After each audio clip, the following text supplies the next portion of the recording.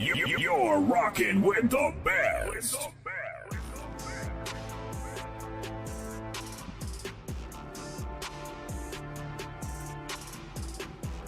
You're rocking with the best.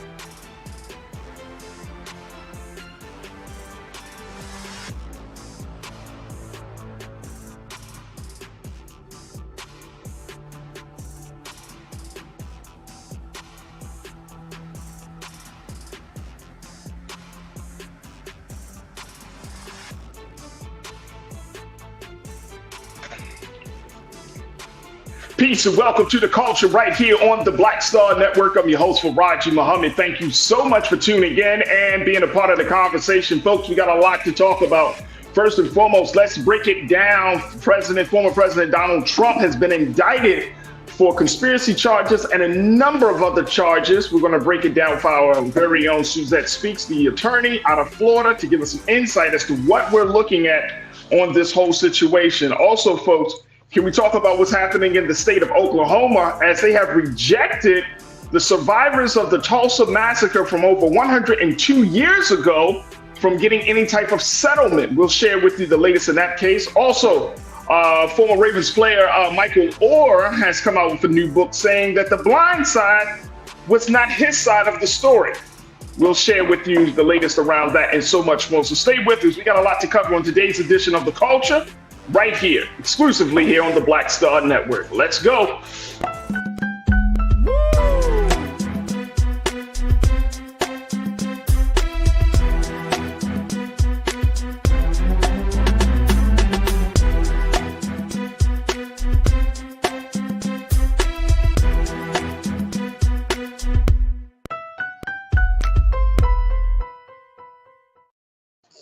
All right, folks, welcome to The Culture here on the Black Star Network. I'm your host, Farajii Muhammad. Thank you so much for tuning in and being a part of the conversation. Yes, folks, we are streaming live right now on our home website at theblackstarnetwork.com, blackstarnetwork.com. Let me just say it again, blackstarnetwork.com, where you can find all of the latest shows, some past shows, and as I said, we're streaming live right there. Also, folks, make sure y'all do your due diligence and support us there at Black Star Network as we're looking for your financial support and support for making this media platform great as it continues to be one of the key areas to get news and information for Black America. And so make sure y'all check us out there. We're also streaming live right now on Amazon News, on Roku, where you can go and tell Alexa, pull up Black Star Network, and boom, some of the greatest news and information programming and shows will pop up. That's right. We're streaming live there 24 hours a day, 7 days a week, and you can just go and check that out on Roku TV. We're also streaming, folks, on Facebook and on Instagram, and that's on Facebook and YouTube, and that's on YouTube under Roland Martin's page. You can be a part of today's Culture Crew, where we have our chat, where our folks from all across the country and some parts of the world check in and be a part of the conversation. This is one of the very, very, very few places where you are a part of the discussion. So I'm very, very grateful for our Culture Crew that is always bringing some insight and posing some fabulous questions, and most importantly, keeping us in the loop about what's going on as we have in these conversations. So join our Culture Crew right now, folks. Folks are checking in. We got people that are checking in. Robin, I see you. Happy Wednesday, Robin. Damon Blissett, my pastor. Hey, King and Queens. I see you, big brother. Pretty Brown Mimi, 726 Mimi. Happy Wednesday, and Culture Crew family. That's right. Miss Goddess K. Good to see you, Tiana. I see you. Thank you. Hello, Tiana. Deidre Hall. Hello, Culture Crew. Hello, Deidre. Good to connect with you again. Beautiful checking in on the election interference. Beautiful. Thank you so much. My sister, Karen Connor. Karen, good to connect with you. I'd love to talk to you. We're going to be checking in with Karen tomorrow. And she got some big things happening. There we go. Man of God, good to see you, brother. Thank you so much for checking in. Cindy D, hello, everyone. Hello, Cindy. Good to connect with you. Leo Don. Leo, thank you so much for checking in. Mark Brown, you said we will never get reparations. You already in the conversation, Mark. I absolutely love it. Lori Parks, good to connect with you. Pauline Hurtness. Pauline, thank you so much as you check in from the great city of Cleveland, Ohio. You don't like my music? K Pasas. There you go. Willie Frazier. Peace, love, and life, family. The O is in the building. That's right. Willie Frazier, thank you so much. And my man Vic Abrams, thank you for checking in. Good afternoon. Folks, you can do the same check-in right now on our YouTube page. Just look under Roland Martin and join the conversation. All right, let's jump right into it because we got a lot to cover. We got a very short time to do it, folks. Let me check in with my sister. This is my sister from another mother, man. She's fantastic. Y'all can check her out on her YouTube show, the Suzette Speaks YouTube show, where she always breaks down the issues and she brings the legal expertise and so much more. So we have her joining us here every week on The Culture as one of our great Culture Crew members. Suzette, good afternoon. How are you, sis? There we go. Hey, Farajii. Hey, Culture Crew. It's Wednesday, y'all. We got a lot to get into. Oh, my goodness. See, I was y'all. I'm gonna just tell y'all some background on this. I actually waited to have this conversation because of Suzette. Aww. I did. I was like, no, I can't have this conversation by myself. I can't have it with other folk and just the crew. I said, no, we got to have Suzette in here. And we're going to have this discussion because it's a lot to break down. As we, of course, folks, we're talking about the latest in the fourth indictment of former President Donald Trump. Fourth indictment. Let me just say, Go ahead, Farajii. let me just say, let me just say, if this ain't some privilege, I don't know what it is, Suzette. This is some real privilege. 4 indictments. This man has never seen a day in jail. 4 indictments, 2 times impeached. Oh yeah, guess what? He's still considered to be the front runner for the Republican Party for the seat of president.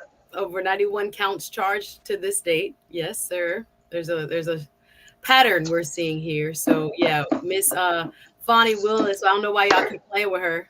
You know, it's hot down in Georgia right now. All right, let's jump into it because we know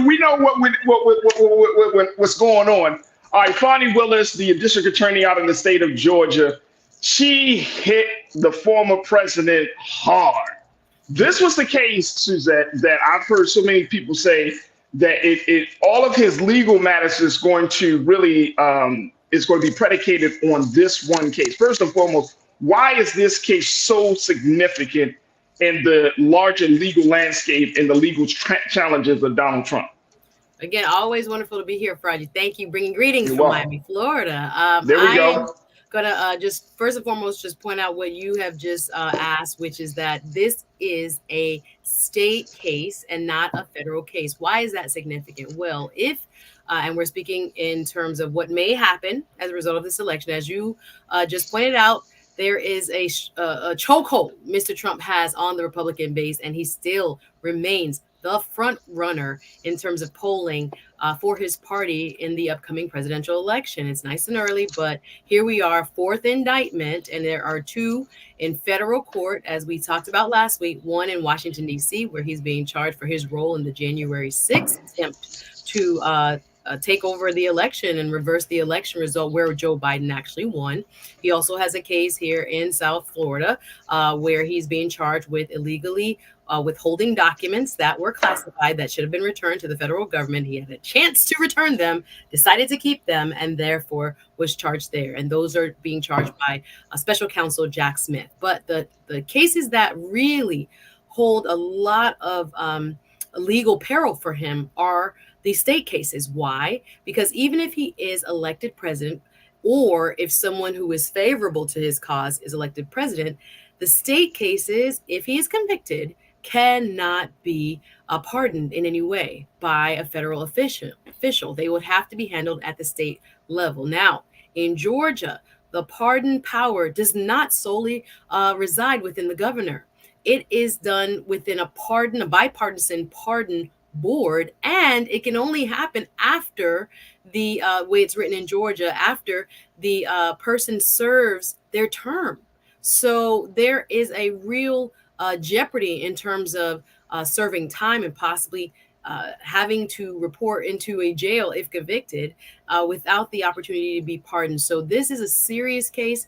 Mr. Trump is being charged with along with 18 other co-conspirators. We can get into it, including several attorneys that served him and staff members that served him, people who were claiming to be fake electors, people who were local election officials. 2 African Americans are among those who are also charged in this wide sweeping charge from Fonnie Willis, this case of what she's calling possible racketeering. And what you usually see these laws, although this is a Georgia version of this statute used, is to indict people who are involved in mafia-like or that kind of crime committed by organized crime individuals. But this is a unique way it's been applied. District Attorney Fonnie Willis has a lot of experience in her office. She has used the RICO statute to prosecute teachers, even who were charged in a Georgia cheating scandal, changing grades, etc. She made her name that way. So she has seen this applied in several ways. And I point that out because one of the biggest talking points right from the right side of the aisle, from the Republican side, is that it should not be applied in this case. But I think she has a strong 100, almost 100-page indictment laid out, telling the story chronologically of everything that took place that seemed to lead to facts that can be argued as to whether all of these people willingly participated in an attempt to overturn the result of the Georgia election, which was in favor of Joe Biden, in trying to hold on to power and make Trump the winner. All right, so here's my big question for you as a lawyer, as an attorney, and we're going to take a quick pause. Do you think that she has a strong enough case to render justice? Well, she'll be trying, as she said, 19 people together. So it is going to be a very complex case. Sure. But looking at the facts, it can be argued, and again, it'll come down to what the jury believes. But I do think there are very strong allegations within this indictment based on the behavior, much of which was public, in terms of what their roles were in forwarding this idea of Trump actually winning, which he did not, and using their offices, using their whether they were attorneys, whether they were people who were elected officials, etc., people who were involved in PR, promulgating a lie in order to keep Trump in power. I think there are just very strong evidence laid out within this indictment. So I think that I would take a guess as this is going to be very difficult to prove otherwise, but we're going to have to wait to see what the jury has to say. We're going to have to wait to see. It's one of those situations, but I'm just saying the build up to when that moment takes place is going to be incredible. Absolutely. It's going to be incredible. Folks, we're just getting started as we check in with my sister Suzette Speaks, as we're talking about this latest set of the charges, another indictment for Donald Trump, 4 indictments, folks, for a former president of the United States. What does that mean? How does that affect you? Let's get into that conversation. Join us in the chat right now as we're streaming live on YouTube under Rolling Martin's YouTube page. Post your comments. I would love to hear from you. We will try to get to as many of your thoughts as possible, but let's continue the conversation. We got to take a quick pause. When we come forward, more conversation about this and what we can expect. Stay with us. There's a lot to talk about on this first hour of The Culture right here on the Black Star Network.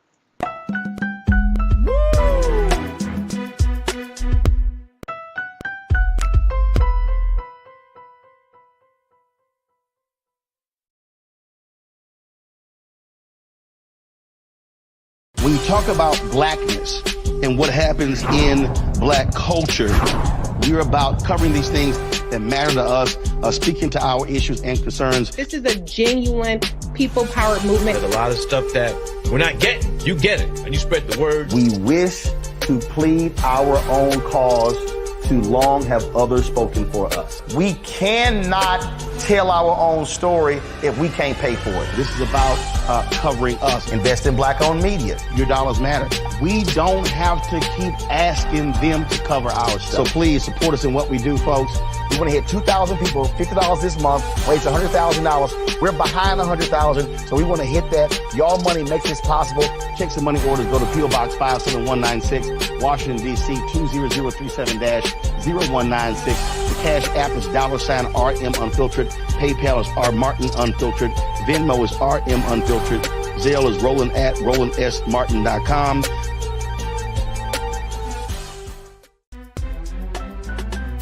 I'm Farajii Muhammad, live from LA.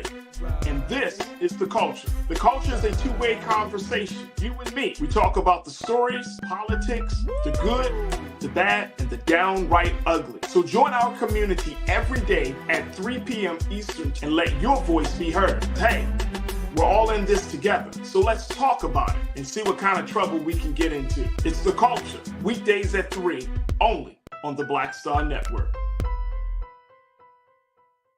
Folks, Black Star Network is here. Oh, no punching! I'm real revolutionary right now. Support this man, Black Media. He makes sure that our stories are told. Thank you for being the voice of Black America, Roland. Stay black. I love y'all. All momentum we have now, we have to keep this going. The video looks phenomenal. See, this difference between Black Star Network and black-owned media and something like CNN. You can't be black-owned media and be scared. It's time to be smart. Bring your eyeballs home. You dig?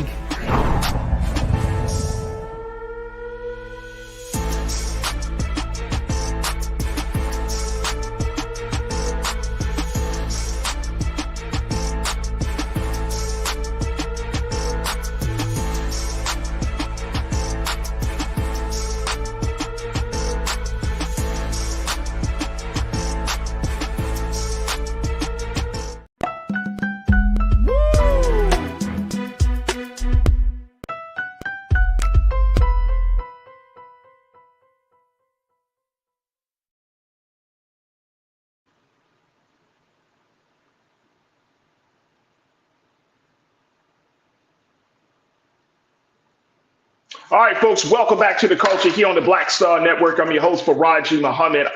We have been talking about, of course, former President Donald Trump being indicted for the fourth time. This one, he's got so many charges, not just against him, but also some of his co-conspirators or allies in this case of the election interference for the state of Georgia. Now, Fani Willis, who's the district attorney for the state of Georgia, laid out her plan on, or rather her legal thesis as what she saw happening as a result of the former president's trying to overturn the election in the state during the 2020 election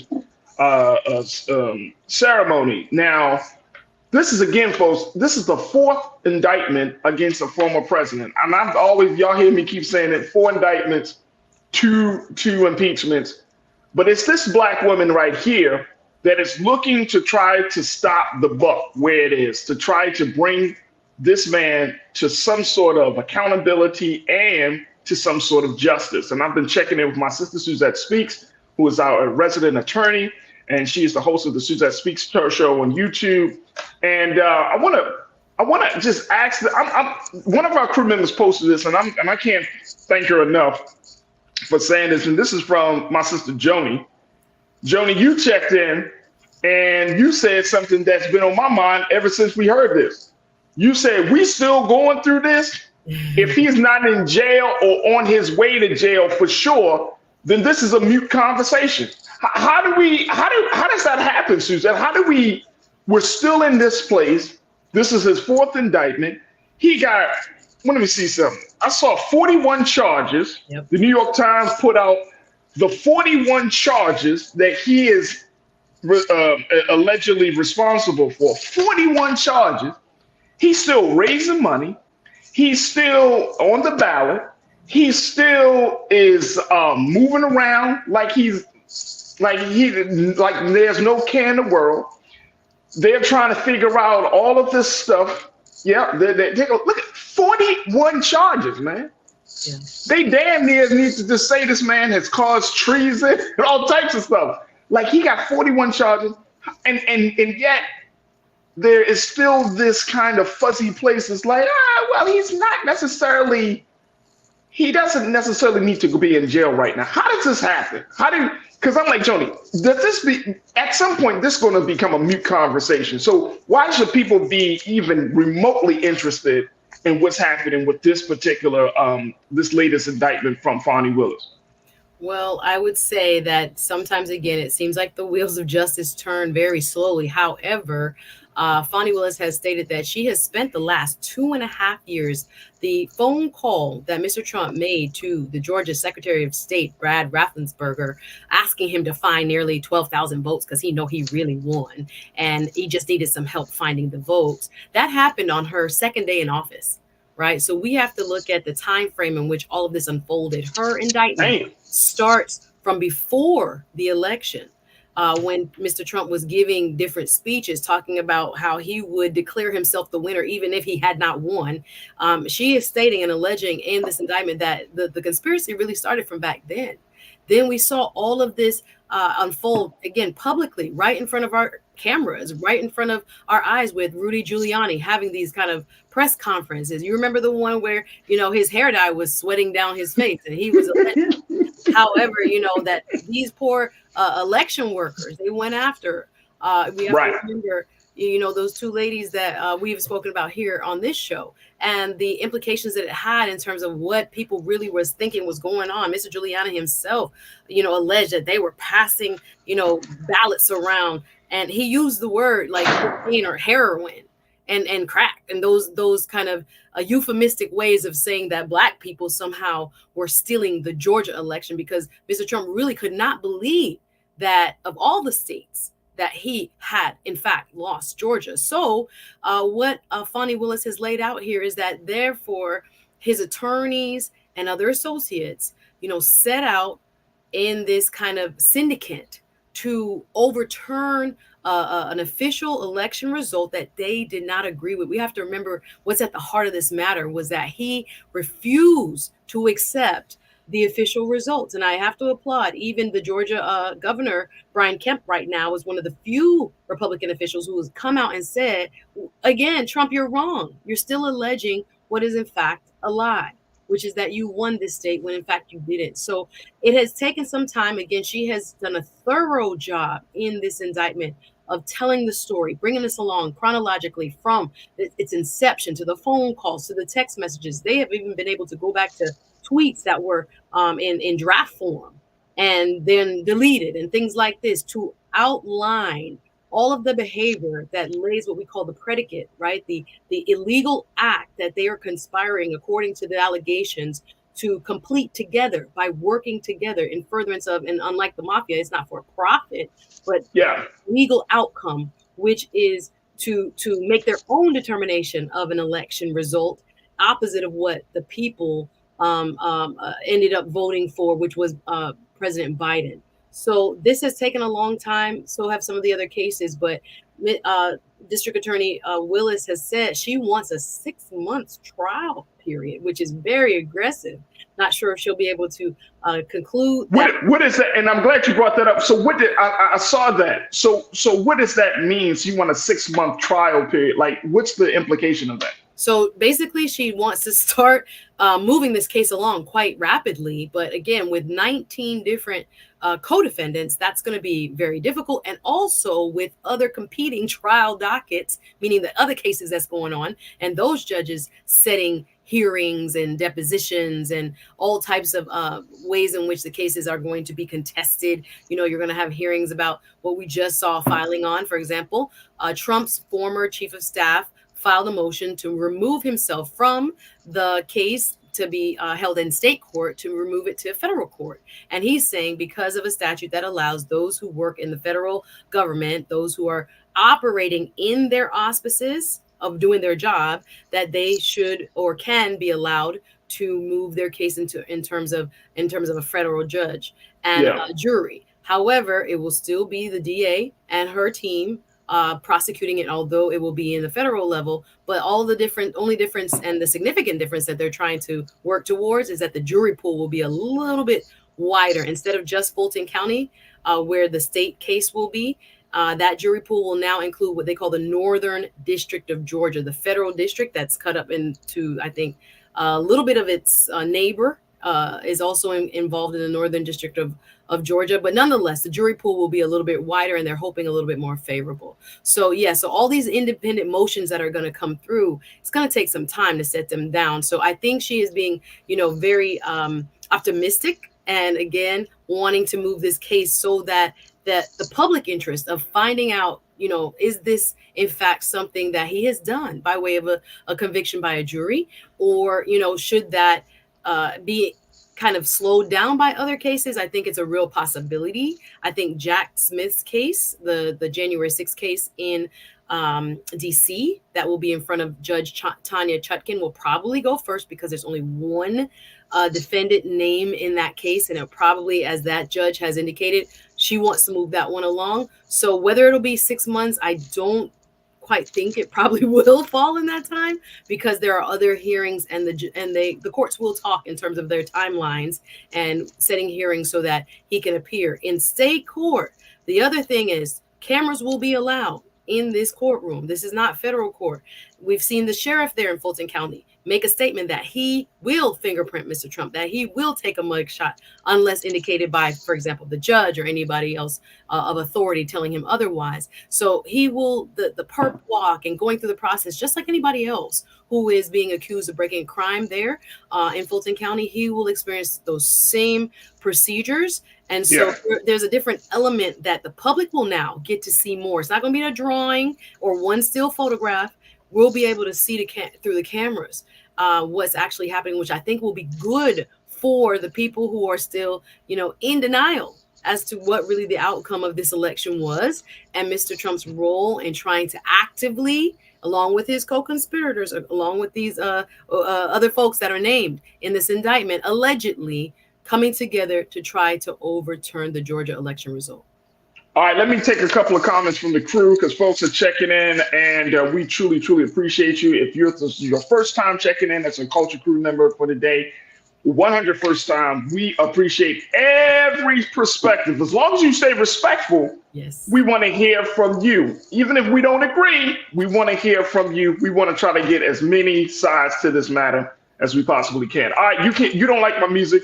You say he's innocent because he didn't succeed is not a defense.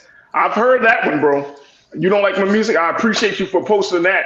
I've actually heard that, Suzette, where people say the same thing about the January 6th situation. You know, people are like, oh, he didn't succeed, therefore he's not guilty. That's not a defense.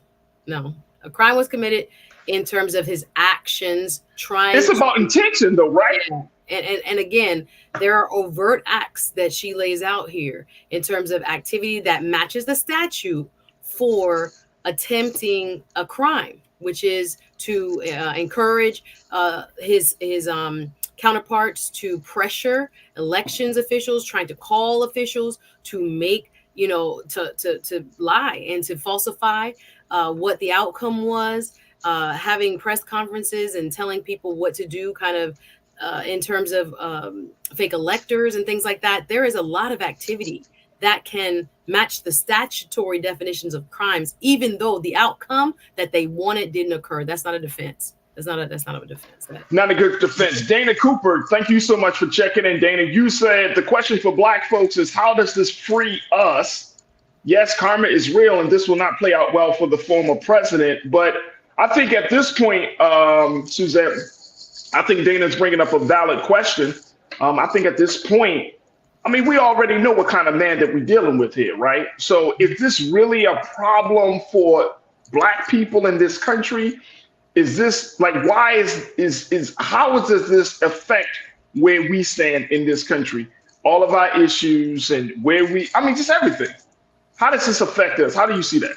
I see it as the impact on democracy as a whole is why it affects each and every one of us. If anybody, including a former president, is allowed to perpetrate this, again, alleged conspiracy to get all of those 19 plus other unindicted co-conspirators, there are some more that are mentioned in terms of their behavior without being named, to try to subvert the will of the Georgia, in this case, the Georgia voters. It's dangerous. Everybody wants democracy unless they don't get the outcome that they want. So we all pro-democracy, and then, wait a minute, we not winning anymore. So we're going to go around and flout the law and go beyond our rights in our offices, like within the chief of staff's office, the president's office, to get an outcome that is in fact illegal. It infringes on the 14th Amendment. If we can't protect our poll watchers, our volunteers, like Shea Moss and her mom, if we now see that people can retaliate, even right now in this very case, there are reports that people are trying to release the address of the grand jury members that are now, yes, they're quick-witted, Farajii. So it's trying to go around. We have legal processes, right? We're trying to establish that the law applies to everybody. It doesn't matter who you are, but you cannot try to subvert the outcome of what's in the Constitution, which is our right to vote. You try to take that away from the people of the great state of Georgia and make it your, laboratory for how I can sway this outcome through, illegal acts. So how we look at this is supposed to be, is democracy going to be protected or not? Is our vote going to count or not? Are we going to leave room for people to act in a way that when they don't win, they can go around and try to pressure folks in elected offices, from the state Secretary of State all the way down to the people who are trying to illegally get, copies of the voting tallies and copying, outcomes from voting machines illegally. There's so many different charges that are listed here. We got to put an end to it because this is our democracy too. When we vote, it should count and the will of the people should stand.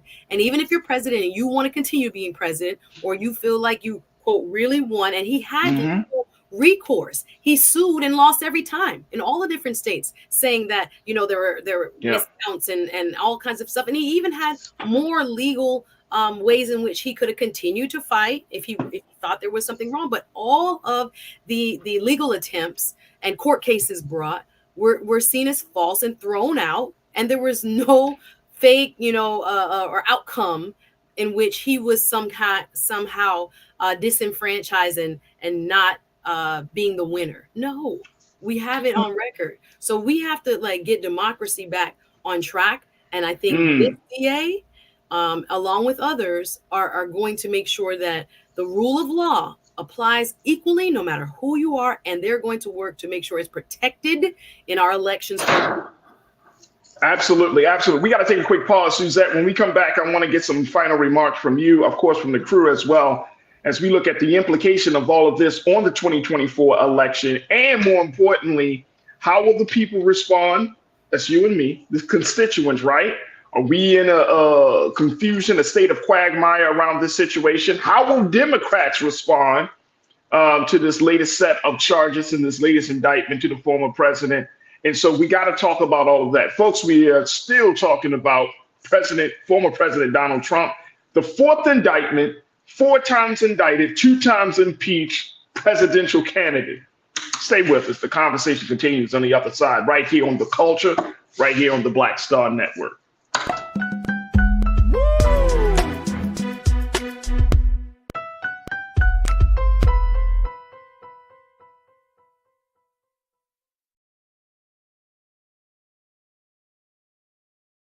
Folks, Black Star Network is here.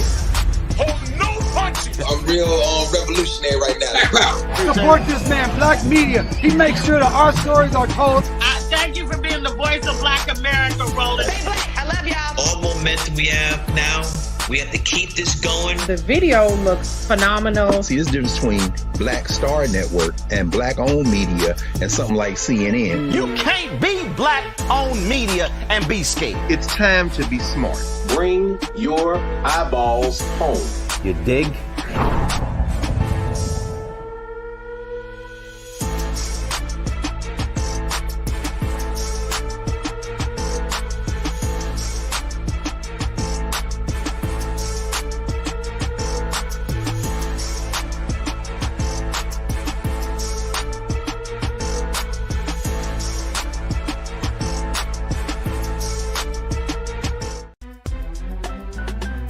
I'm Farajii Muhammad, live from LA. And this is The Culture. The Culture is a two-way conversation. You and me. We talk about the stories, politics, the good, the bad, and the downright ugly. So join our community every day at 3 p.m. Eastern and let your voice be heard. Hey, we're all in this together. So let's talk about it and see what kind of trouble we can get into. It's The Culture, weekdays at 3, only on the Black Star Network. When you talk about blackness and what happens in black culture, you're about covering these things that matter to us, speaking to our issues and concerns. This is a genuine people-powered movement. There's a lot of stuff that we're not getting. You get it, and you spread the word. We wish to plead our own cause. Too long have others spoken for us. We cannot tell our own story if we can't pay for it. This is about covering us. Invest in black-owned media. Your dollars matter. We don't have to keep asking them to cover our stuff. So please support us in what we do, folks. We want to hit 2,000 people, $50 this month, raise $100,000. We're behind 100,000, so we want to hit that. Y'all money makes this possible. Checks and money orders go to P.O. Box 57196, Washington, D.C. 20037-0196. The Cash App is $RM Unfiltered. PayPal is R Martin Unfiltered. Venmo is RM Unfiltered. Zelle is Roland at RolandSMartin.com.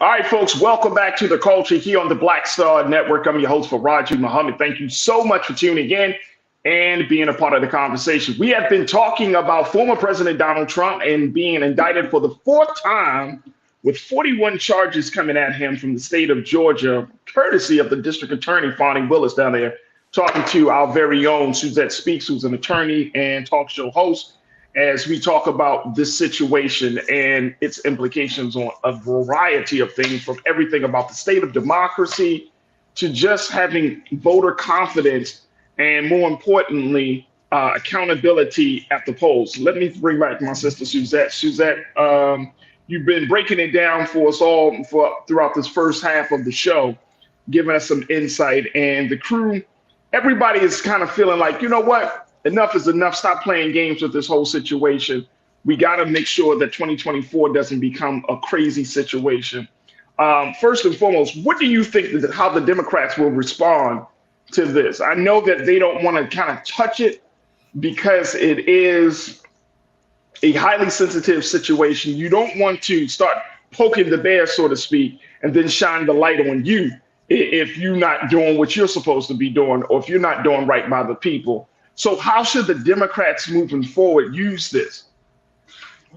I kind of want to counter a little bit with how the Republicans are responding, because I think the Democrats see, I think we already have an understanding that there are certain things that took place in response to the election of President Joe Biden that were wrong. And I think there still is a large swath, according to several polls, of our fellow, voters here in the United States that don't believe that Joe Biden was constitutionally, fairly, duly elected. So I think those who have been the most quiet, knowing that their constituents believe the 2 years of lies that was promulgated, according to even the facts alleged in this indictment, over and over again by the Trump lawyers and the Trump team, and looking at how that has impacted how they view the 2020 election. Again, half the country believes that Trump really won. And we see the Republican slate of potential candidates who are running for president. Very few, if any, are speaking up loudly against what he did. And we, might have a Chris Christie as an exception. And like I said, a couple others in the local Georgia Republican Party, as far as the governor, Kemp, saying that this election was fair. You guys are lying. Basically, nothing was irregular or illegal about the election that took place in Georgia. Biden won. So I think Democrats have been kind of through like the January 6th hearings and other ways in which they brought this out in the public sphere to say, this is what really happened. This was almost an implosion of our very democracy. I think it's up to Republicans to admit as well that something completely, illegal happened, and that former President Trump was at the head of it in terms of all of this behavior that is outlined as we see in this indictment. But I think the Democrats have done a very, fair job at laying out facts through public hearings and through, when Nancy Pelosi was speaker and other things, speaking up against what happened in terms of a former president. This is crazy that it happened in the United States of America, right? We say we follow rule of law, right? Everybody got the same rules and you got to follow them. That a former president believed in our country that he somehow can finagle the system and remain in office when he absolutely lost is, I think, something that the Republican cause has to come to terms with, and to be more vocal about getting their folks back into reality that he did lose, and that it was a complete fabrication on his part and his associates to make them believe that he truly won when he didn't. All right. See, this is where you and I split hairs. This is where we part ways, Suzette. Tell me. You expect the Republicans, you said reality and Republicans in the same sentence. Come on. The reality is they should have disassociated themselves from this guy years ago. The reality is he should not still be considered a front runner, a viable candidate at this point. The reality is he should not be allowed to be on the ballot. I mean, the party needs to say, all right, this guy is bad for business. I mean, and that's what essentially it is. He's bad for business in a very, very big way. And if the American people, which I truly believe is happening, I think the American people are slowly waking up, and I'm speaking of white America, not just Black America, white America is slowly waking up and saying, this is insane. This is absolutely insane. We cannot have a guy like this representing our interests and our cause, and he is just this morally deficient, civically bankrupt individual who is just out for himself, and then we expect him to really think about the interest of the people. I mean, it's just absolutely insane. So I don't know how that can be reconciled. Now, I hear your point. I definitely hear your point. I just don't know how the Republican Party can justify their support of him. They're not even coming out and saying, we can't do nothing with this guy. We can't do nothing. We gotta let it go. I mean, you're not saying your governor, but the governor down in Florida, Ron DeSantis, he's struggling right now. He can't get it together. And I mean, he's a governor. He's a legitimate governor of a state. He's running against a criminal, and they can't get it together. I mean, and it's like, oh man, what are we going to do? And then when Chris Christie comes out, and again, none of these guys are saints. We all know that.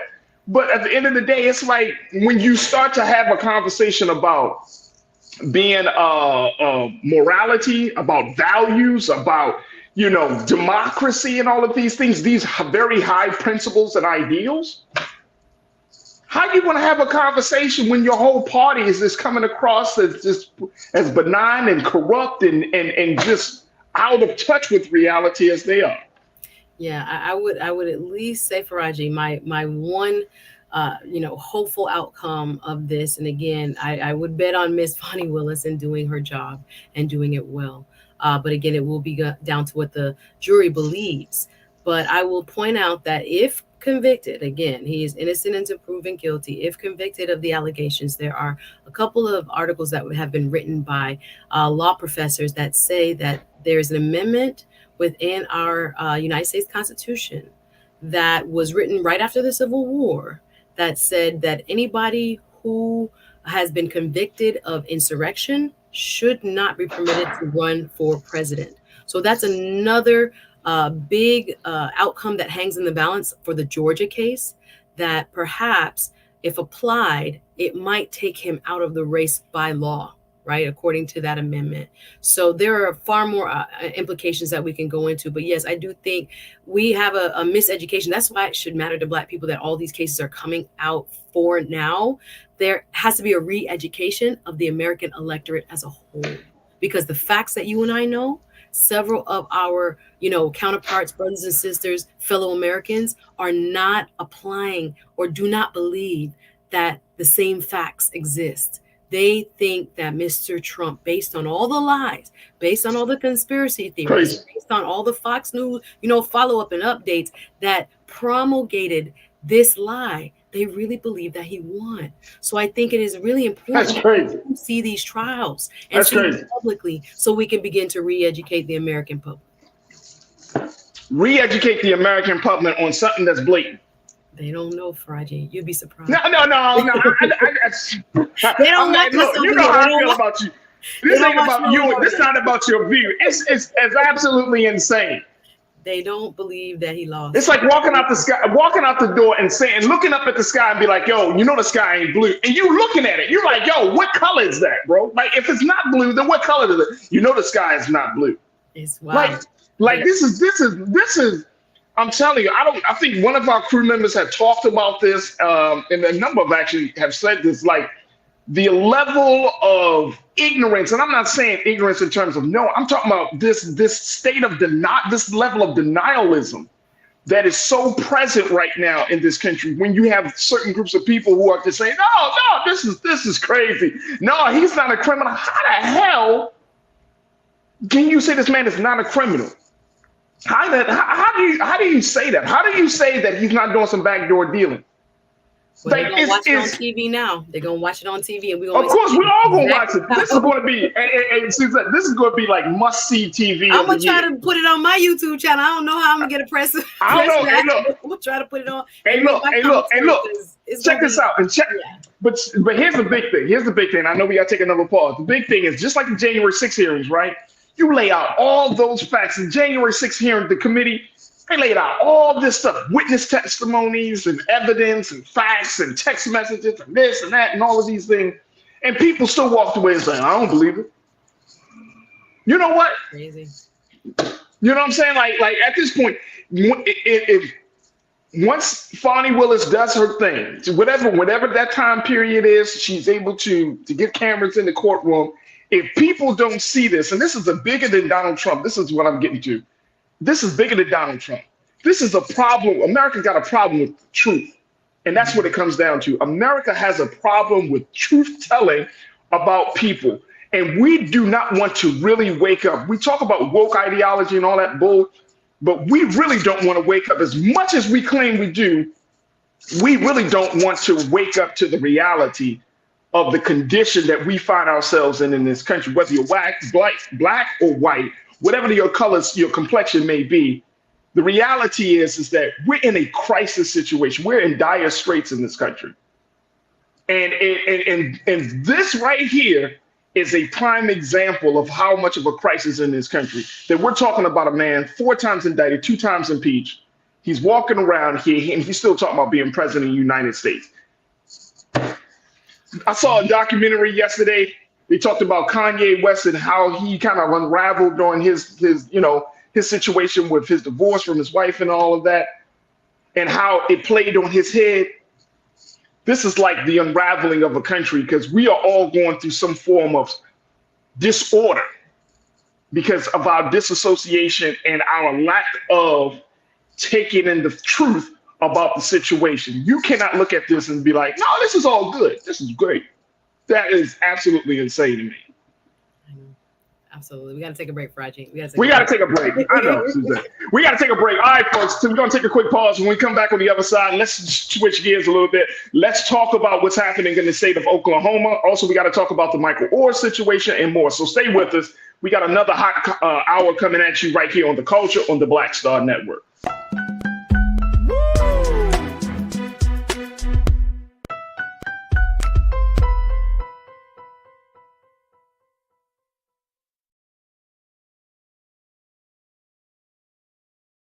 When you talk about blackness and what happens in black culture, we're about covering these things that matter to us, speaking to our issues and concerns. This is a genuine people-powered movement. There's a lot of stuff that we're not getting. You get it, and you spread the word. We wish to plead our own cause.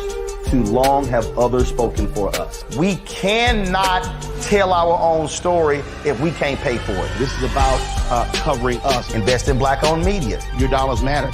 We don't have to keep asking them to cover our stuff. So please support us in what we do, folks. We want to hit 2,000 people, $50 this month, raise $100,000. We're behind 100,000, so we want to hit that. Y'all money makes this possible. Checks and money orders go to P.O. Box 57196, Washington, D.C. 20036-0196. The Cash App is $RM Unfiltered. PayPal is R Martin Unfiltered. Venmo is RM Unfiltered. Zelle is roland@rolandsmartin.com.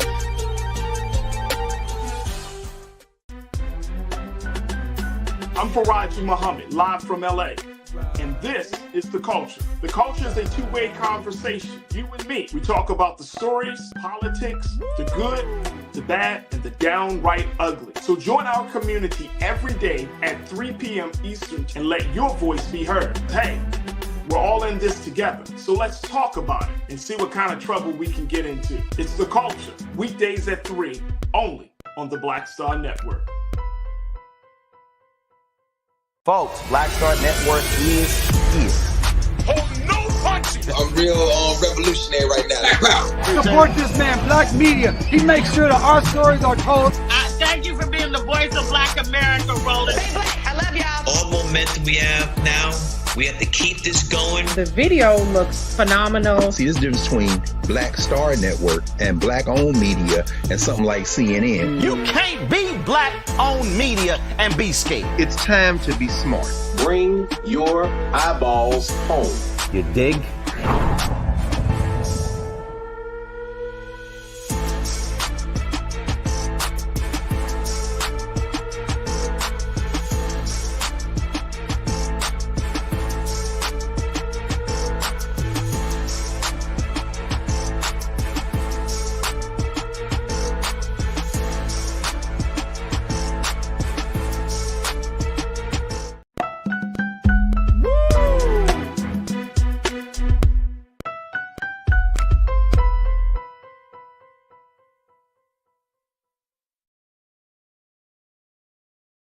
All right, folks, welcome back to The Culture here on the Black Star Network. I'm your host, Farajii Muhammad. Fantastic first hour of my sister, Suzette Speaks, checking in from Florida as she is our resident attorney and the host of the Suzette Speaks show on YouTube, talking about this latest set of charges against the former president, Donald Trump, out of the state of Georgia with District Attorney Fani Willis, saying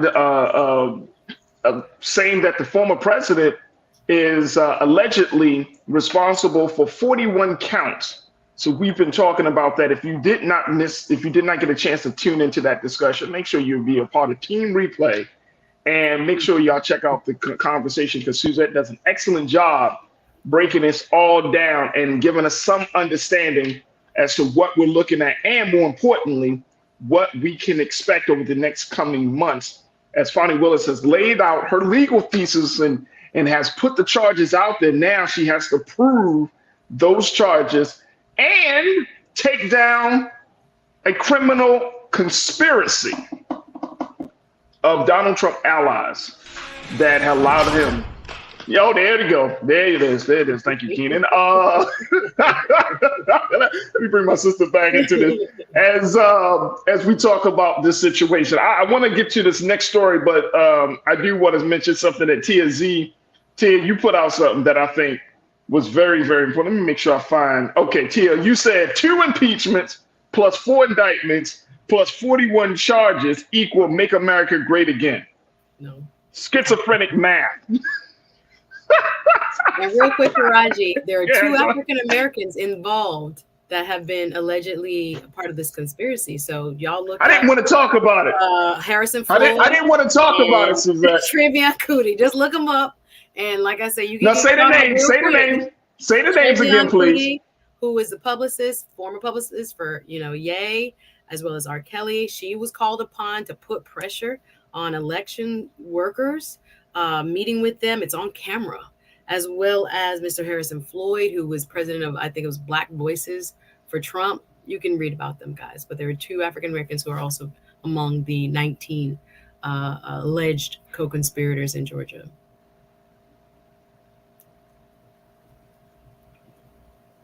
Farajii. I'm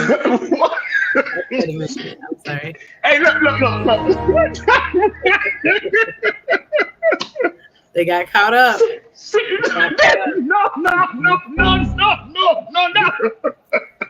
No, they didn't get caught up, Suzette. They didn't get caught up. They call upon you and you go visit these people's houses. No. Tell them to withdraw and they look for votes. No, Linda. No, Linda. No, Linda. No. Man. No, they didn't know. Let me check. Let me say this. You get caught up when you don't know what's happening. No, I hear what you mean. I know what you mean. Yes, sir. I agree. You know what I'm saying? Knowingly got caught up. when you like, oh, okay, sure. Yeah. When the first time they ask you to do something, it's to be like, no, I'm not doing that. Yeah, I'm not doing it. So now you all of that. And here's the thing, very quickly. We're gonna jump off of this. Here's the thing. Was it worth it? No. That's how I feel about the lawyers. Was it worth it? 1, 2, 3, 4, 5, 6, 7 lawyers knowingly promulgating. Was it worth it? Yeah, please. Look, Giuliani about to lose his license again, right? Like he's going down. But was it worth it? Like somebody say, hey man, look, I need you to do me a favor, and like, who is this coming from? And like, oh, Trump. They're like, oh, Trump? Oh, the beacon of moral. There they go. Now you gotta report by next week Friday and get some legal aid for real. I'm telling you. Hell, congratulations. You played. Yeah. Congratulations. I know. I can't, y'all. I can't right now. All right, let's talk about this other story with all due seriousness. This is a story that is, again, this goes to show you how much work we still got to do, Suzette. This is coming out of the state of Oklahoma as we're looking at the situation there. As Tulsa survivors are refused settlement or some form of reparations for what happened back in Tulsa in the Tulsa massacre of 1921, there are only 3 living survivors of that massacre. And guess what? Oklahoma says it won't discuss a settlement with survivors who are seeking reparations for the 1921 Tulsa massacre. Here's the latest from the root here we got, folks, because this is mind blowing that even after all this talk and acknowledgement about what happened, those 3 people are still fighting for some form of justice from the state of Oklahoma 102 years later. Here's to take a look at this, folks. Oklahoma said that it won't discuss the settlement and have appealed a Tulsa County judge's dismissal of the case last month. There are just 3, I'm looking at paragraph 2 here, folks. There are just 3 known survivors of the attack still living, all of them more than 100 years old. Leslie Benningfield Randall, Viola Fletcher, and Hughes Van Ellis have sued for reparations from the city, state, and others for the white mob's destruction of the once thriving black district known as Greenwood.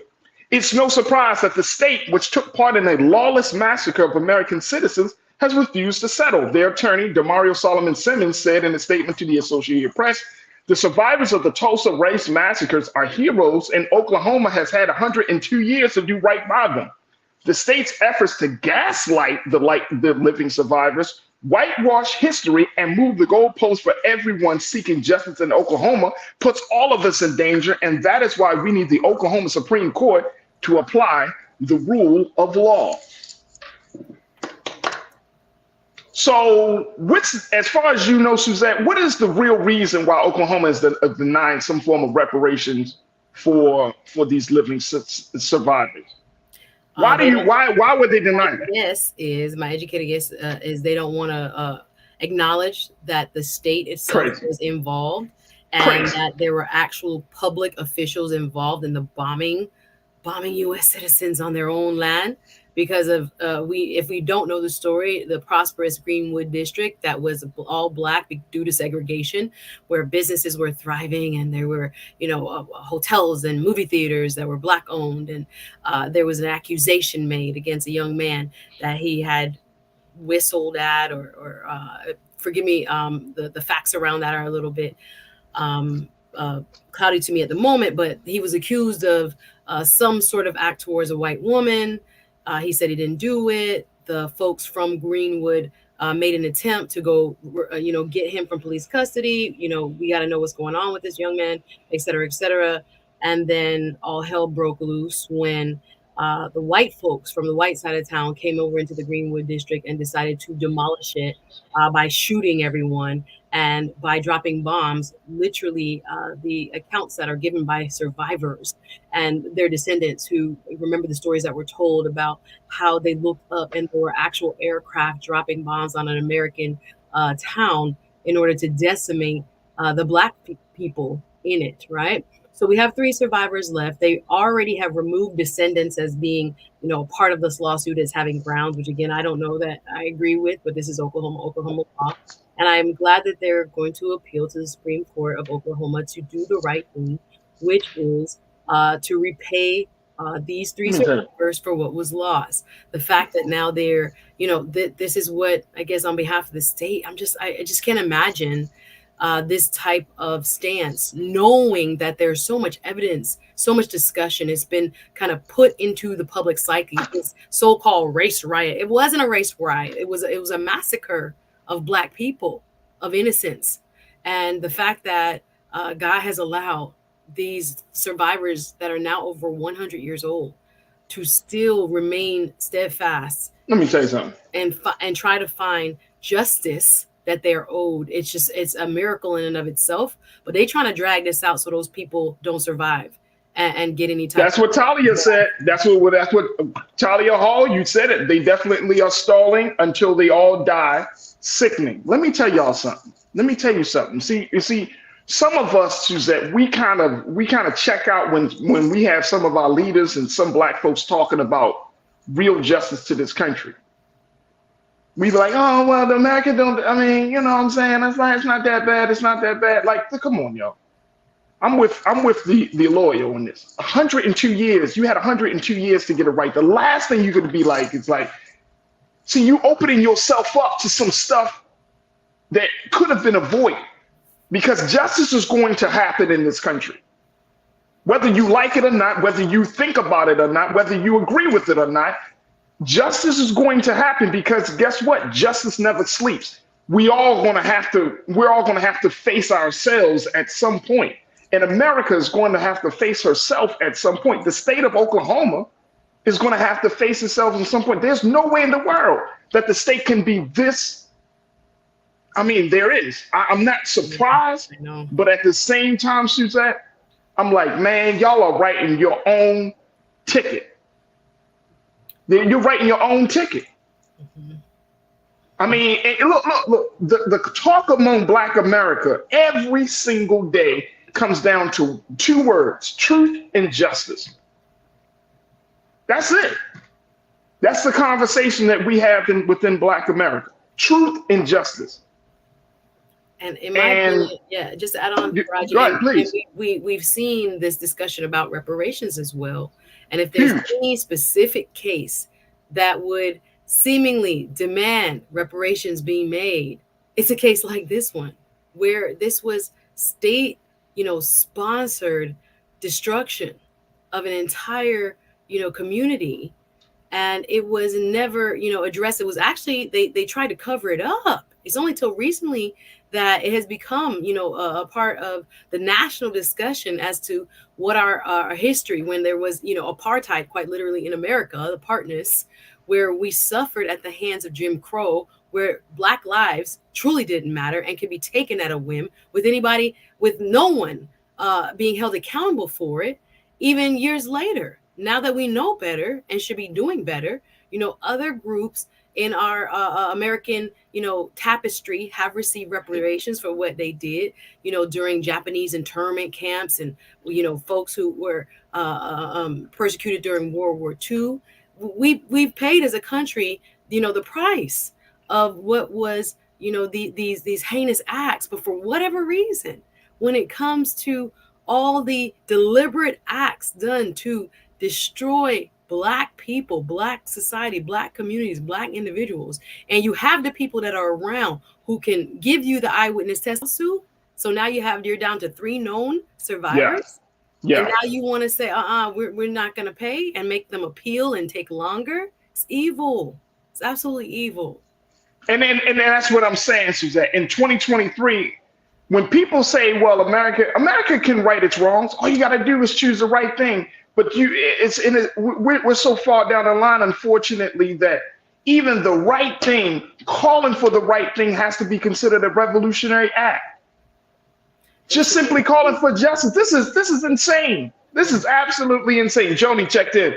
Joni, you said, I would hate to be in the shoes of all those who have and still done the evil things to Black people for all these years. Justice will be served. Oh my gosh. Mm-hmm. Oh my gosh. Hey, look, this is to appeal, and I hope the Supreme Court takes it up, because they still have another layer to go. And look, I hope so too. And let's keep it real. If the Oklahoma Supreme Court says no, as if they don't deserve it, just on the basis, I don't care how quote unquote strong your case may be in 2023. We know that happened. We know that the Tulsa massacre happened. Just knowing history should be strong enough to say they deserve something in response to that. They built highways over those people's land. You go to that part. Look, I've heard people that said to me, you go to that part of Tulsa, Oklahoma now, you can hardly find any remnant of a Black community, a thriving Black community. Any remnant of that. You're talking about 102 years later. We but we acknowledge what happened 102 years ago, when we had at the 100th year anniversary of that massacre. And you mean to tell me y'all still ain't going to do right? No, I'm not praying for you. I'm not praying for you. There need to be people putting pressure in our, under our First Amendment, our right to peaceably assemble and let our voices be heard. There are people that need to speak up on behalf of these descendants and these survivors that are now in their hundreds, quite literally. As a community there, hopefully they do rally around them and continue, whether it's letter writing, whether it's peaceful protests, whether it's calling upon your elected officials to get involved, make statements, hold press conferences, whatever you need to do to put pressure on, especially like the legislature. Even in Florida, we've had legislative bills come through. For example, the Ocoee massacre. A lot of people don't know about Ocoee, right outside of Orlando. Oh my goodness. But the state legislature. It was another black town? Yes. Another black town. Okay. Bottom line is the state legislature created a law to allow descendants of Ocoee and any black students that live within that surrounding area to go to college based on a state grant.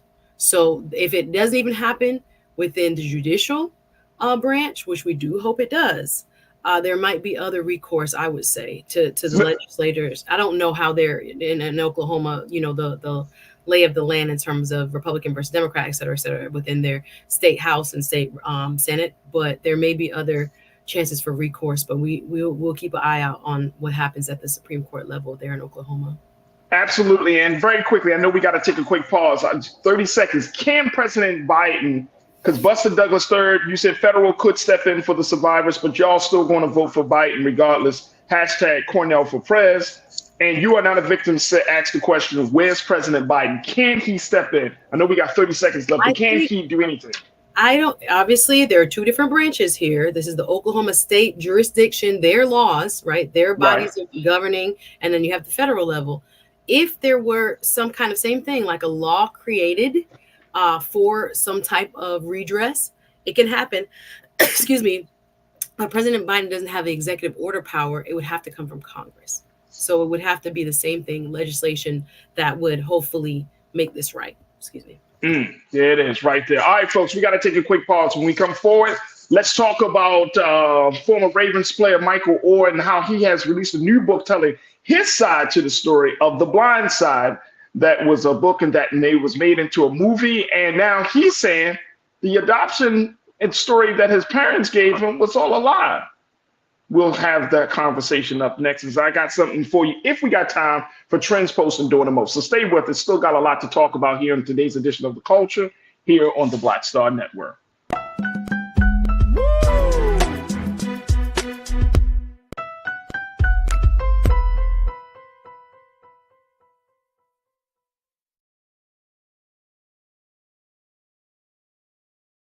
Hatred on the streets, a horrific scene, a white nationalist rally that descended into deadly violence. White people are losing their damn minds. As an angry pro-Trump mob storms the U.S. Capitol, we're about to see the rise of what I call white minority resistance.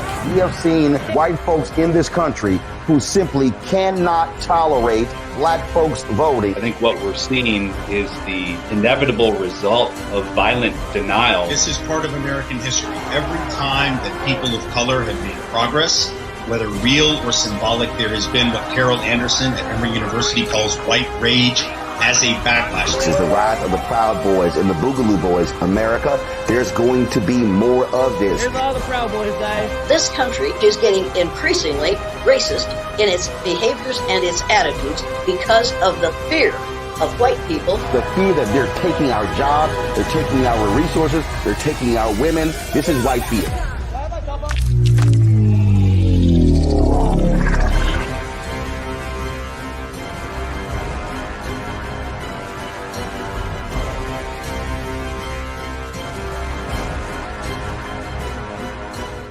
Black Star Network is here.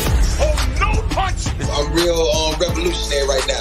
Thank you for being the voice of Black America. All momentum we have now, we have to keep this going. The video looks phenomenal. See, there's a difference between Black Star Network and black-owned media and something like CNN. You can't be black-owned media and be scared. It's time to be smart. Bring your eyeballs home. You dig?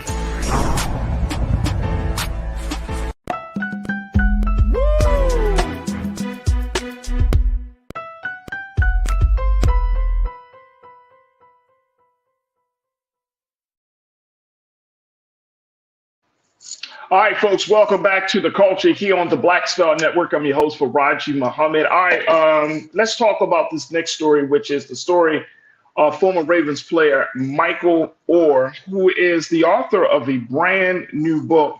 As we take a look at what has been happening, as he wanted to tell his side of the story.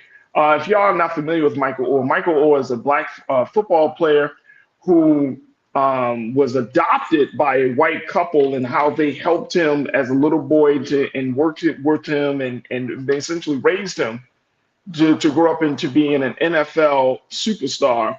And they made a movie about it called The Blind Side, starring Sandra Bullock, about this journey of this white couple raising this black child. Well, now Mr. Oher has gone on record to say this is all a lie. Suzette, let's talk a little bit about this. My sister Suzette Speaks checking in once again. Suzette, this is a story that you were really interested in talking about, and I'm glad that you were, because I feel like, this is a very interesting story. First thing, The Blind Side came out years ago. It's been some time. Yeah. So it's been. It hurts. That's 14 years. It's hurt. I can't believe it. This is like a shock to the system. Like, looking at how well the movie did and the folklore around their family. And again, as Farajii pointed out, if you don't know The Blind Side, it was an Oscar-winning movie and book that popularized this kind of folklore around Mr. Michael Oher. He, as a teenager, became a ward of the state at 11 years old. His mom struggled with substance abuse, and he was taken in by this family. And again, according to what we saw in the movie, we thought it was all love and that they had adopted him as it was portrayed. Now, he's alleging that never happened, which is like, again, it's so huge and goes against the feel-goodness of this story and what we thought we knew. So in his lawsuit, he's alleging that he was never adopted. In fact, he believes that a conservatorship was established. Again, he said he just realized this about 6 months ago, that instead of it being adopted, he actually gave them legal rights to make all the decisions about, his money, his, medical decisions. All basically, conservatorship gives over legal rights to make decisions to a third party. So he thought he became a part of their family as an adoption would allow, but he, right after the age of 18, signed this paperwork. He said he didn't know it was a conservatorship, but basically, looking at all of what happened with their movie, with their book, he's saying that they illegally, according to his filing, allegedly gained profit from his image, from his likeness, from his story, from which he never benefited. So now they have put out a statement. To be fair, their attorneys have now hit back saying that this is a shakedown, according to them, that they never kept from him that it wasn't a conservatorship, which I take issue with, because at first they weren't mentioning it. Now that they have in their statement kind of admitted there is a conservatorship, and there needs to be a forensic accounting around where the money went and what monies were given to who. And if in fact, and according to like their statement, if he wants to end the conservatorship, that's fine with them. I'm paraphrasing, but bottom line, this is a grown man. What you saying? Why are you acting as if you're doing him a favor? And maybe it should have been ended years ago. But again, we're going to have to look at, what one side is claiming, which is again that he didn't understand what this was, that it actually hurt his NFL career because it made him seem dumb, according to like how he was portrayed in the movie. That, this kind of football IQ that we talk about, especially as it applies to black players, that he suffered as a result in his NFL career because of how he was, described and portrayed by the Tuohys. But Leanne and Sean Tuohy have a lot of splaining to do when it comes to what actually happened and what he knew and when he knew it. So there's a mess going on right now between the two sides, and what their alleged versions of what happened are just so different that it's quite shocking to those of us who fell in love with the story. So a conservatorship, what Britney Spears said, conservatorship. Right, exactly. And that was just my point in bringing that up, Suzette, because this is the same situation, but this wasn't unlike Britney Spears, because this was from her father, right? This was from her biological father. Is that from what I understood? In that case versus this case, this is not like, of course, it's not Michael Oher's biological parents. The thing is, he was 18 when he signed over and created it, according to his pleading. But in Brittany's case, their argument was that she was medically unwell. Sometimes when people get old or they can't manage their affairs. And again, it gives almost complete power to this party to make decisions on your behalf. They have control of your checkbook, all your checking accounts, you know, how you So this is it's so like Suzanne, complete control of your affairs. It's a lot of power. So what makes this different from a power of attorney? That is more limited in nature. Usually it's like medical power of attorney, or it has, you know, more limited functions. Conservatorships are granted by a court and are like all encompassing. And it, again, within the money that was made in terms of the profit from the movie, etc., it would have to go through them first and then be redistributed according to what they thought was best for him. But this young man is not incapacitated at the time. Again, he had turned 18. He had a rough upbringing. He had been, again, a ward of the state. But he said in his allegations and in his lawsuit that he's filed that he thought all along that he had been adopted and that they never adopted him. The paperwork that he signed was actually this conservatorship. And again, they are coming back, hitting hard, saying that he knew all along and that they didn't do anything without his knowledge. And that they, you know, from the blind side, they split up the profits 5 ways. I think the mother, the father, the little brother, him, and I guess that's crazy. And all this other stuff. They're, you know, vehemently saying that this is, you know, a shakedown of some sort, and that, you know, they will let go basically if that's what he wants. I'm kind of like taking issue with that as a grown man. You want to let me go? Nah, you was making so much money off of me. But again, all these are allegations. I don't know what is true from, you know, which is actually the fact, because you got two sides right now going back and forth. Basically, all we have is the public statements made after he filed his lawsuit. And now the Tuohys have responded with their own public statement. But we have to wait till this one gets into a court of law to see what, you know, really actually happened. And, you know, it's so funny, so ironic that all this is happening, and his story is called The Blind Side. He didn't know nothing. He was blindsided. He was blindsided. According to his he didn't know nothing, none of this stuff. All right, let me share with you. You didn't have to laugh that hard. He's alleging, and I'm going to do a show on this on my channel, actually. All right, cool. I'm glad. Tiana, you said Orr was in a conservatorship until he was 25 years old. Them people needs to just run him his damn money. That money is gone. Yeah, I don't know. 20 years later.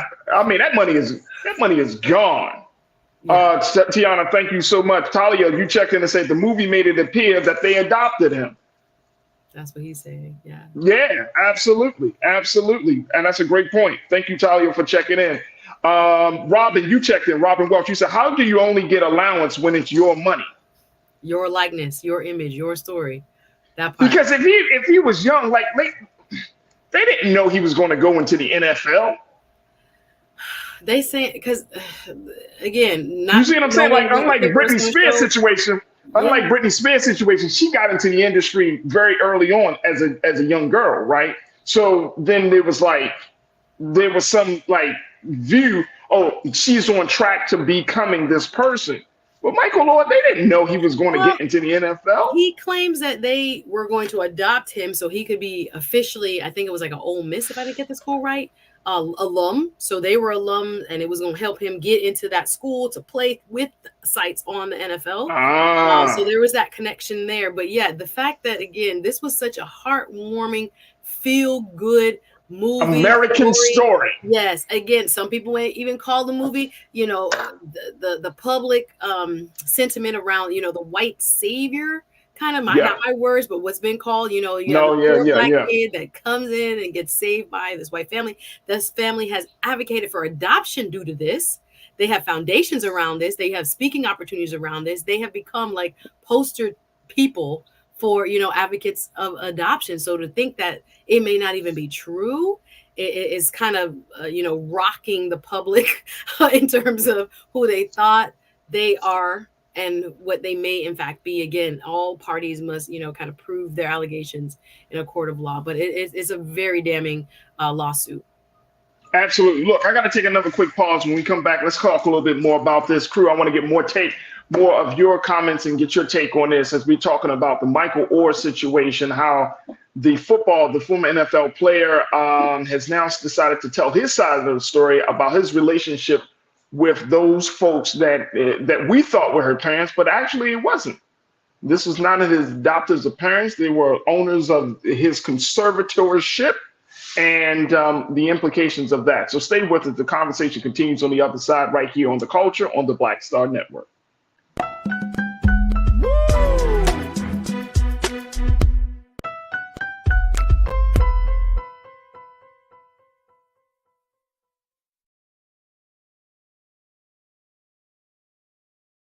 Hatred on the streets, a horrific scene, a white nationalist rally that descended into deadly violence. White people are losing their damn minds. As an angry pro-Trump mob storms the U.S. Capitol, we're about to see the rise of what I call white minority resistance. We have seen white folks in this country who simply cannot tolerate black folks voting. I think what we're seeing is the inevitable result of violent denial. This is part of American history. Every time that people of color have made progress, whether real or symbolic, there has been what Carol Anderson at Emory University calls white rage as a backlash. This is the rise of the Proud Boys and the Boogaloo Boys. America, there's going to be more of this. Here's all the Proud Boys, guys. This country is getting increasingly racist in its behaviors and its attitudes because of the fear of white people. The fear that they're taking our jobs, they're taking our resources, they're taking our women. This is white fear.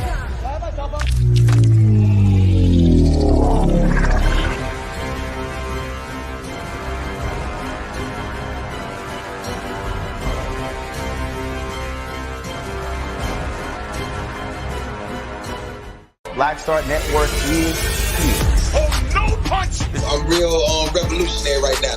Thank you for being the voice of Black America. All momentum we have now, we have to keep this going. The video looks phenomenal. See, this difference between Black Star Network and black-owned media and something like CNN. You can't be black-owned media and be scared. It's time to be smart. Bring your eyeballs home. You dig?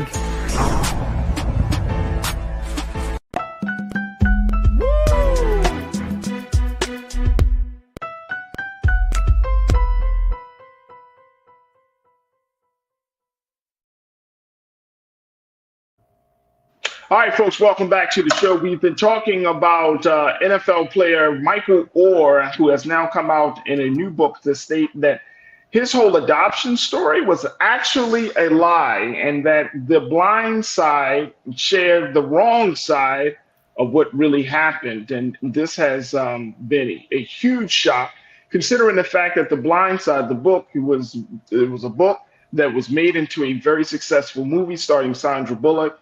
And it really changed the conversation about white couples adopting black boys and black children.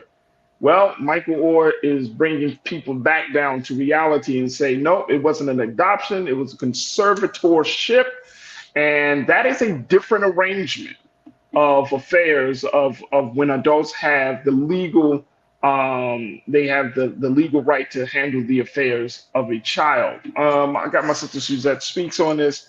Suzette, this is, like you said, this was a real shock to the system in a lot of ways because this was a quote unquote an American story and a story that people felt inspired by, and a story that gave some people hope.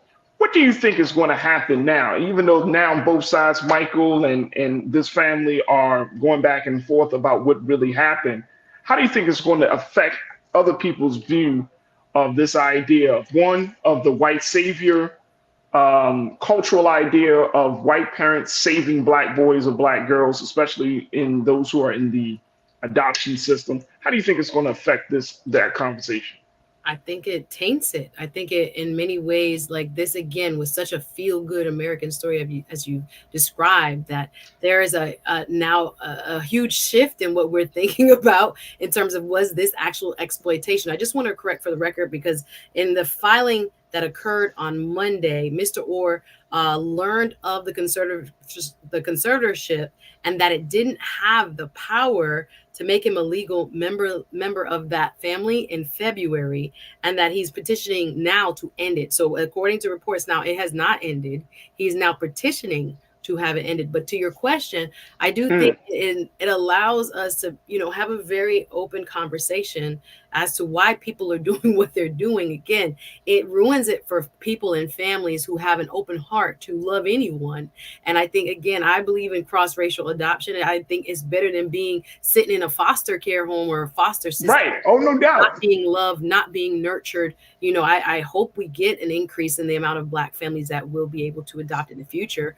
But if there is not enough, we have to look, cross races to see who, again, will open their hearts and open their homes to a human being that just needs that love and care and development, right? So again, it unfortunately, changes this narrative that, will we look twice as to what are some of the objectives behind, for some couples, this type of move. Again, they paraded him, they had him out front.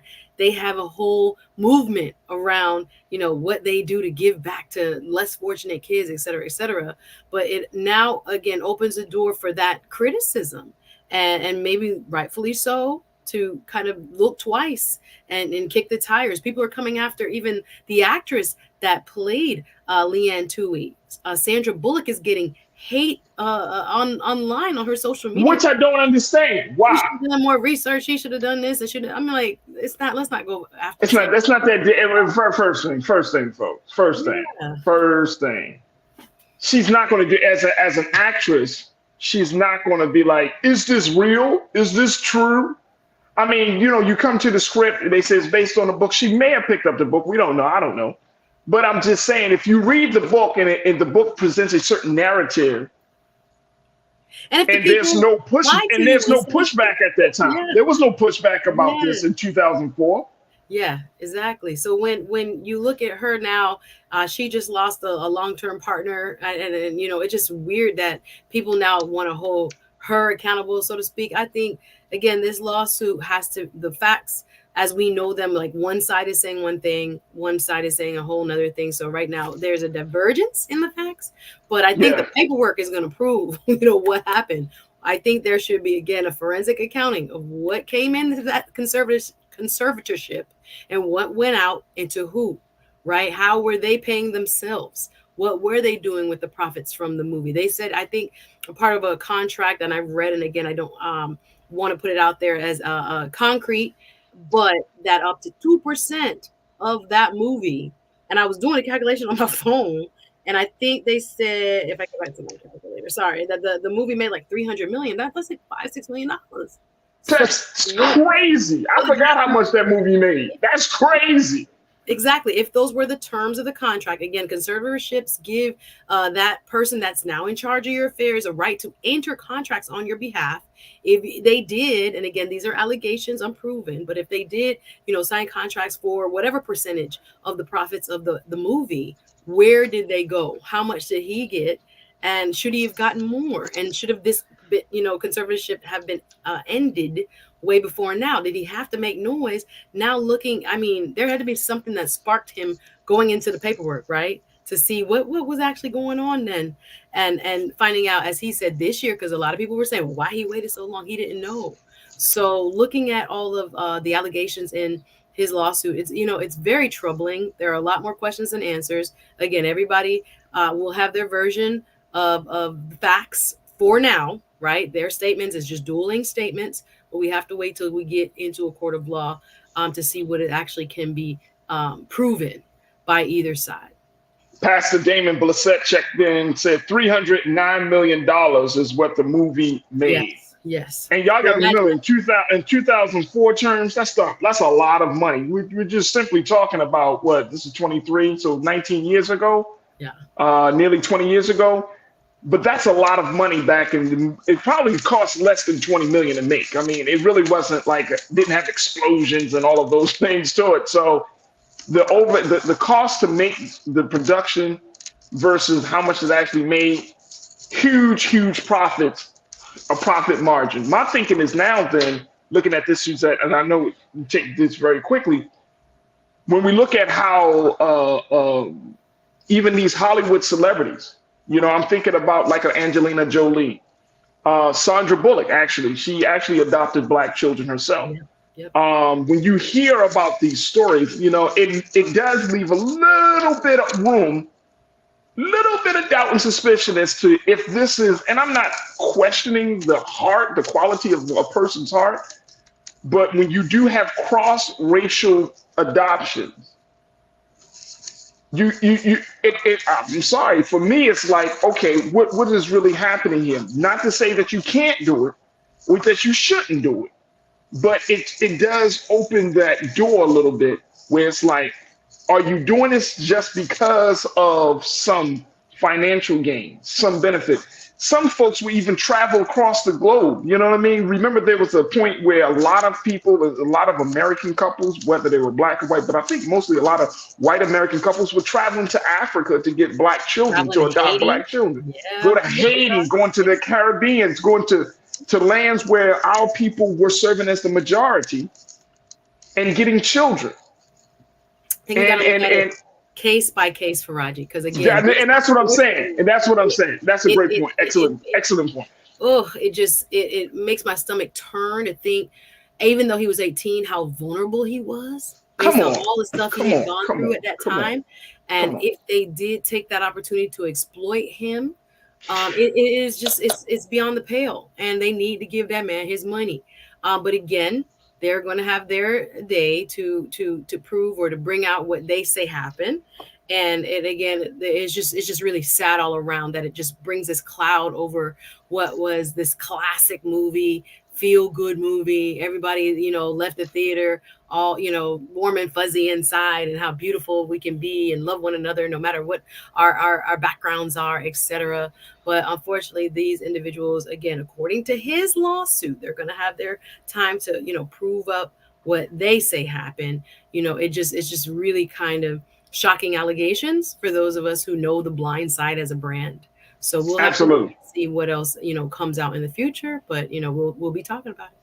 And Pastor said it cost Pastor Damon, you said it cost $29 million to make that movie. They made 10 times that much in the theaters. Oh yeah, and they got an Oscar, you know, nomination out of it. I mean, Sandra Bullock won an Oscar for that. She won an Oscar for that. That gravy train was moving. That gravy train was running. Man, oh man, we want to have to wait to see how this thing plays out. Folks, up next, we got something for Trends, Post, and Doing the Most. Stay with us. It's The Culture here on the Black Star Network.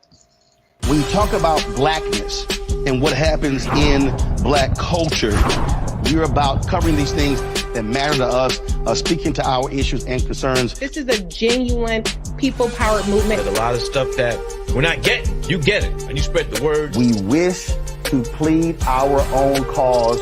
Too long have others spoken for us. We cannot tell our own story if we can't pay for it. This is about covering us. Invest in Black-owned media. Your dollars matter.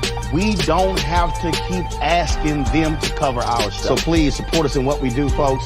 We want to hit 2,000 people, $50 this month, raise $100,000. We're behind 100,000, so we want to hit that. Y'all money makes this possible. Checks and money orders go to P.O. Box 57196, Washington, D.C. 20037-0196. The Cash App is $RM Unfiltered. PayPal is R Martin Unfiltered. Venmo is RM Unfiltered. Zelle is Roland at RolandSMartin.com.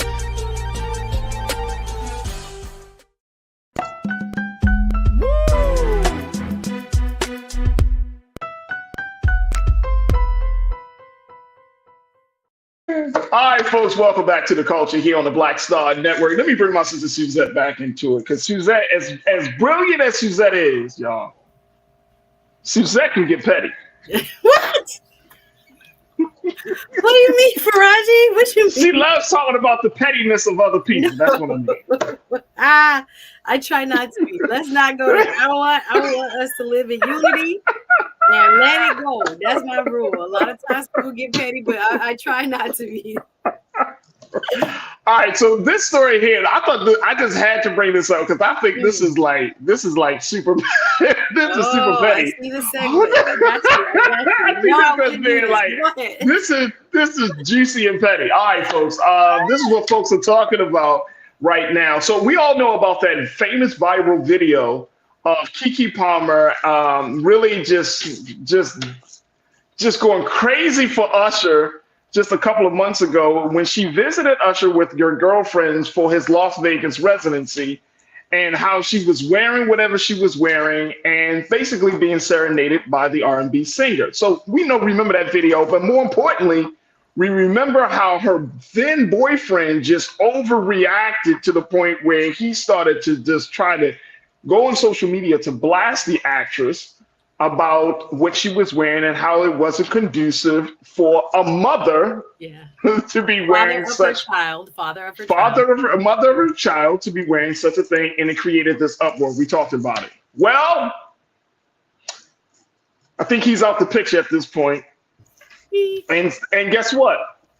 Usher, who I'm sorry, I can't say this for Usher, and Keke have now joined up to release a new single that drops today called Boyfriend. And in this single, this is King Petty. This is Petty. So Usher already knew that everybody was talking about him and how he was doing this. But they came together to drop this single.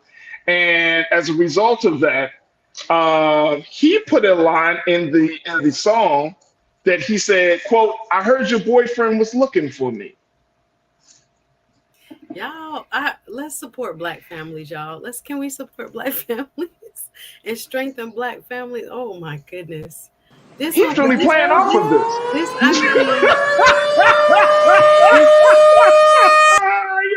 I mean, at this point, I've seen so many wonderful, funny, I should say, and sarcastic comments about this, as if hold my beer was a person. Like, all right, you had a problem with what I did before. Hold my beer. I got one. This just escalated, and I don't know. Did we need this? I know they had a wonderful, moment. Well, they already known each other for some time. They're friends. They're real friends in real life. Okay. They are real friends in real life. She's been around. I mean, he's been around forever. She's been around forever. So they know each other, and they had, like you said, that viral moment where she was out in a cheeky outfit, let's say, and dancing and being serenaded by the one Usher, and it caused USHERRAYMOND. It caused a little uproar, caused a little stir. Her child's father was not feeling it. You a mother, come on, what you doing? Where you out there? And then people came to her defense. I'm talking about strongly. Oh, I know that. I get it. Here's one of the lessons that and look, fellas, here's one of the lessons that we need to learn from this. Don't push your woman into the arms of another man. It breaks my heart. It breaks my heart. I don't know. Don't do it. Publicity, or you think, how does Darius feel? That's what I want to know. Darius. Who cares? Who cares at this point? Who really cares? They have a child together. That's all well and good, but they not to. If Darius would have kept his mouth shut, had the conversation with his girlfriend in private quarters, now you looking sillier than ever. You are more embarrassed because now the man that oh my gosh, you went to bop, bop, bop. Now, not only did you lose your girlfriend, the dude that she was serenaded by puts out a single with them.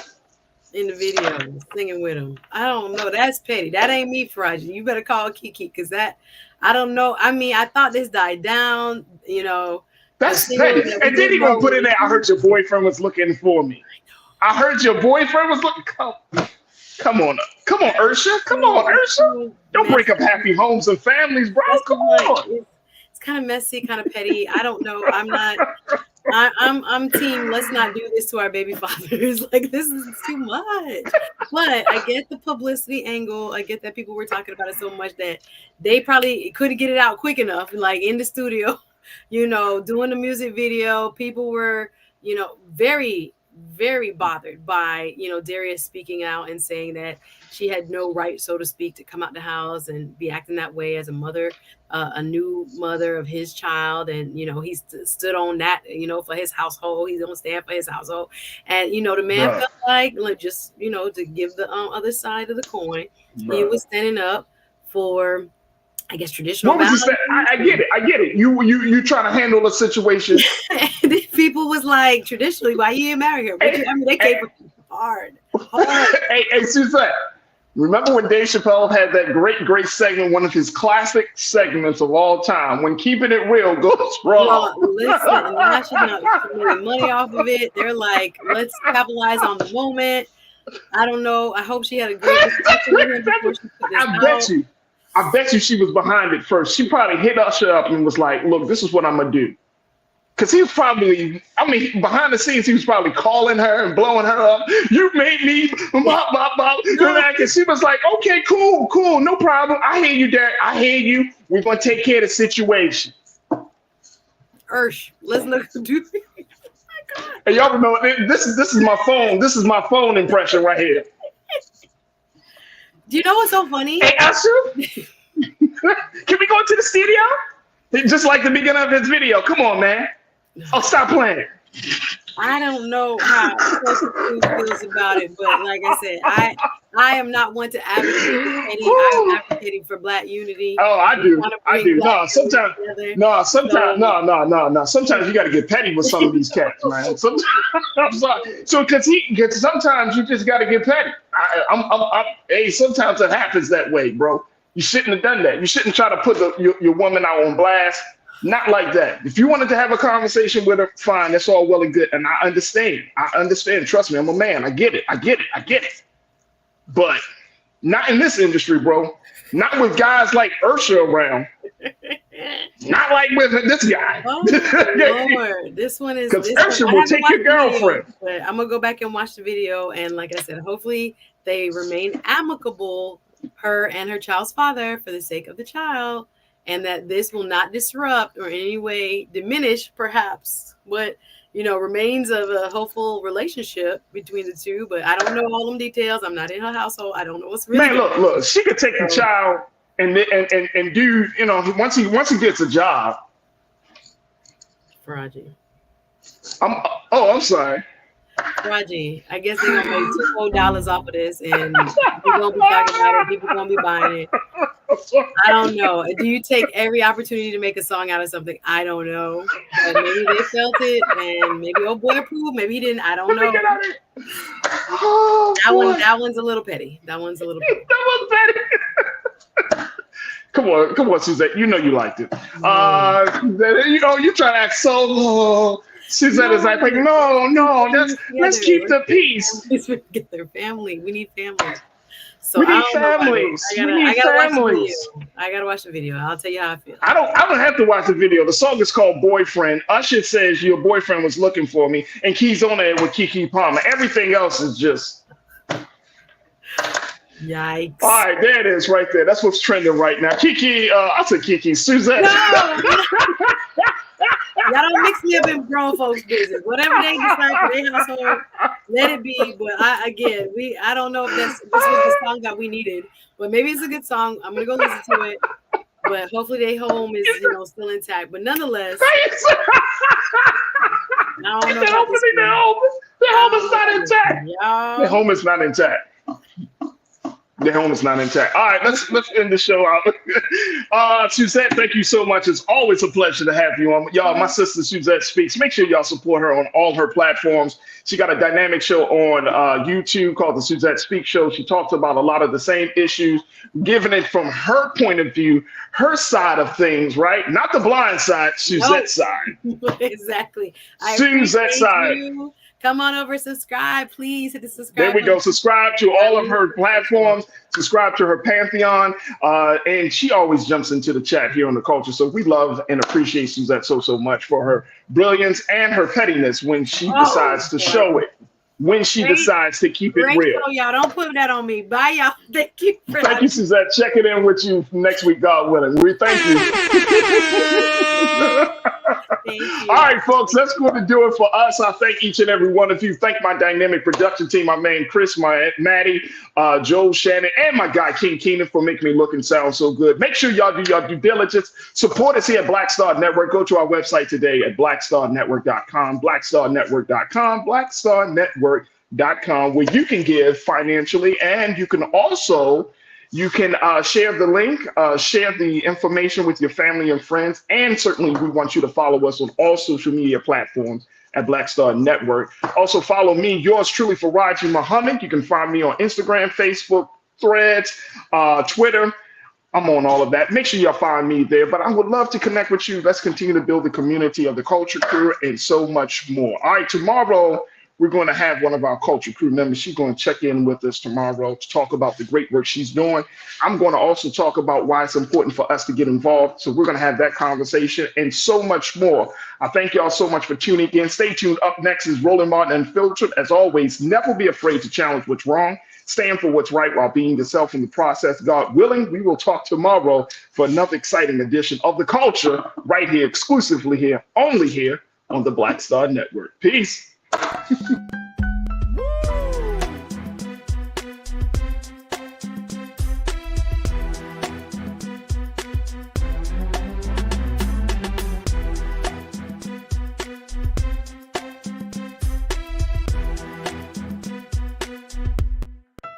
You're rocking with the best.